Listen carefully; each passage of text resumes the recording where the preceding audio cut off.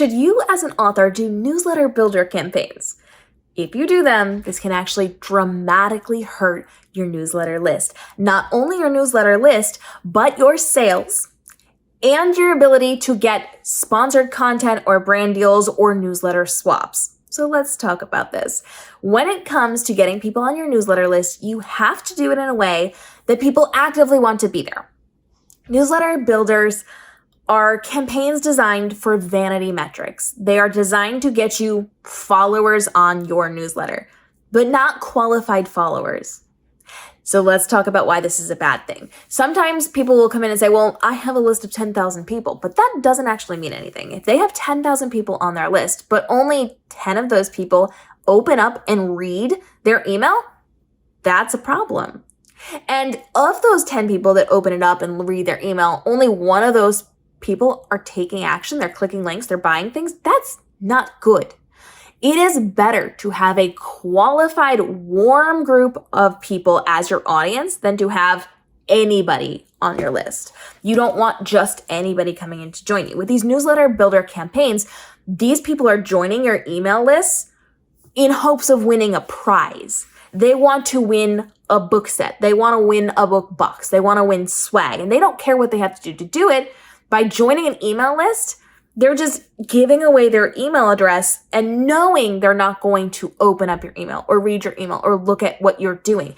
That hurts your numbers. These people are here to win a prize, and you are just the stepping stone to get there. Those people are going to join your newsletter list, which you have to pay for, by the way. You're paying for the people on your list to send these newsletters out to them. And when they see your name, they're actively choosing to delete it and not open it and not look at it because they don't care about you. They're here for the prize. They're not here for your book genre. They're not here for what you're doing.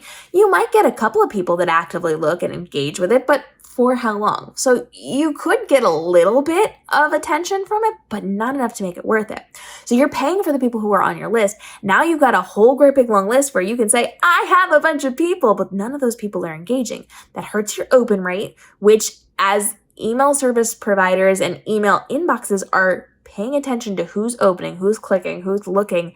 If they see that people aren't doing it, they're going to start assigning you as spam content. That's going to be a problem for you. So if you are adding people who are not people who specifically are there because they want to read your books, because they like you as a person, because they like your characters, that is detrimental to your growth. That gives you dead weight on your list. You're not going to have to go through it eventually and figure out how to cull that list and delete the people that don't actually want to be there. You being a stepping stone to winning a prize doesn't serve you, doesn't benefit you, and does actually hurt you. There are very few benefits to doing a newsletter campaign. So I would never recommend getting involved in those newsletter builder campaigns. They're not going to serve you. There are much better ways of doing this. You are looking for qualified people. So you're running ads. You're going to be spending money on your newsletter builder campaign. Use that money better, more wisely. Use them for ads on your books. And that can be Amazon ads or BookBub ads or Facebook social media TikTok ads, which I highly recommend. And you can then drive traffic to directly get your book sales, which will then facilitate getting people to your newsletter. You can drive it to your newsletter where you're giving away freebies and bonuses and extra content, access to things. You can run ads to get people on your newsletter who want to be there, who want to read your book, who want to learn more, who want to see more about you. These are more qualified leads. You can easily build up your newsletter with other paid and unpaid promotional activities, ways to get people there without getting the dead weight on your list.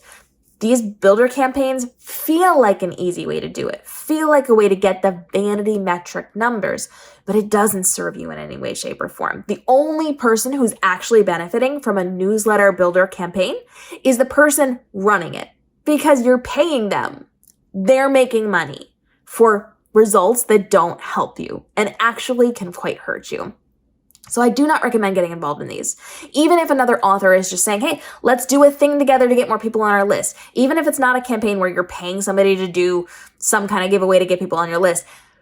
Even if it's just one of those like, let's be friends and let's see if we can like give away a copy of each of our books and get people on our list. That's not going to serve you either. You got to make sure it's qualified leads. There are ways to do it with friends to be qualified. There are ways to do it. And if you want to talk about that, more than happy to give you an action plan for that.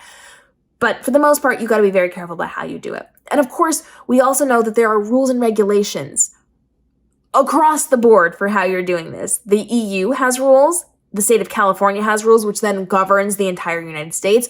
There's lots of things where you cannot do things to get people on your list. They have to manually opt in. They have to, with written consent, opt into your list. In the EU, with their new rules and regulations that have been out for many years now, it's not even new anymore. You are not allowed to give things away in exchange for getting people on your list. It's literally against the law to say, well, you have to give me your email in order to get this freebie bonus. Like, there's stuff you have to learn on how to do this and how to do it properly and how to do it in a way that gets around some of these things in a legal capacity. It's a lot. Building your newsletter has a lot of rules and regulations, just like doing things in the physical mail has rules and regulations. And so we have to pay attention to these newsletter builder campaigns where you're paying somebody to run some event. They're getting in 30 people and everybody has to go and opt into all these newsletters. Doesn't serve anyone but the person hosting this event. So don't do it. Don't do it. There are very, very, very, very, very few opportunities that might serve and benefit you well and not be a terrible idea. And if you have questions on them, please, by all means, bring them to me. I will weigh in and give you information to empower you to make your own decisions.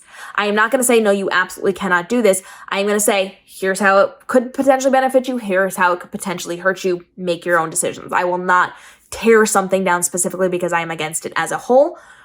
I will give you the information to empower you to make your own decisions. But for the most part, for like 99% of these things, it only serves the person who's hosting it. And it hurts the people who are involved.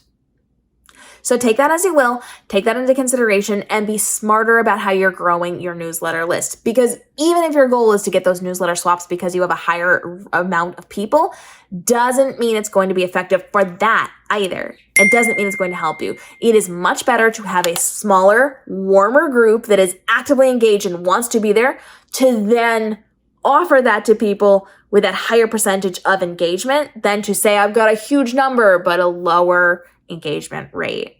And if you're going to get involved in those things, you have to ask those questions. You have to know, just because that person has 10,000 people on their email list, what's their open rate?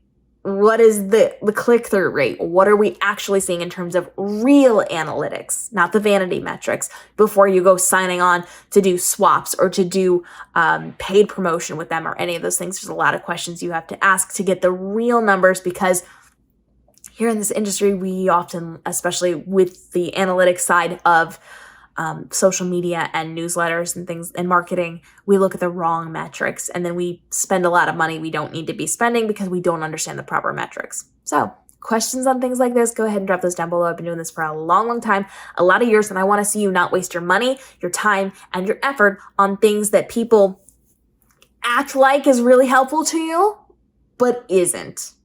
So drop the questions down below. We'll see in the upcoming episodes as I continue to help you navigate the world of publishing, from your writing to your publishing to your marketing, to make this your most profitable year ever with the least amount of time, stress, and overwhelm in what you are doing. We'll see you in the upcoming episodes.